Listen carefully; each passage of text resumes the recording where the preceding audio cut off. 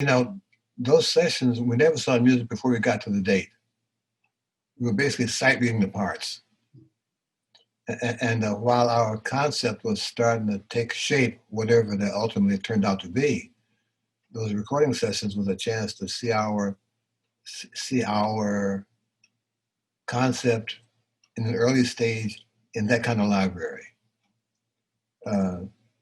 My general analysis of those events was that we had played the standard library enough times to figure out what our choices were, and probably we used them all up. And we're looking for another set of options to play in Starlight by Starlight, or Someday My Prince Will Come, or So What. We were finding, and this new songs that we would do at the sessions, this was a level above the standard tunes we were doing, because we knew what they could do already. We had already done that for 2 years. Now we got a whole new library based on our concept that we developed playing those standard tunes in the studio. Now, I heard those discs, and I hope what the audience, the listener, will pick up among everything else he's going to pick up is that Miles he was not afraid to ask for ideas, and was never above. He was never.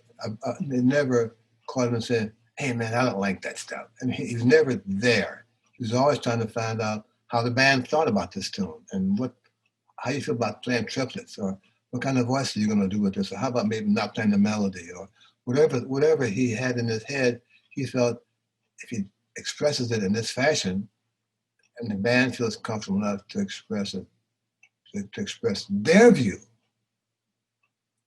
that means that the whole band now knows that this one guy feels like this. He takes this as a possibility. And that guy is not the band leader. He's another guy. But it's like all of us, whoever that person happens to be. And I think that the audience who understands that relationship will kind of best understand how the band got to do what they could do on the bandstand, because of the same vibe. I hate that word vibe. It was the same kind of feeling in the studio.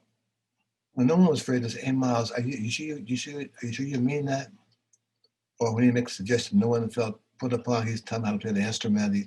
There was never that kind of attitude. It's about how can we make this tune that we're singing for the first time sound great.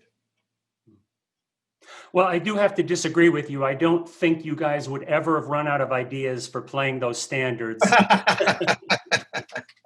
Sorry.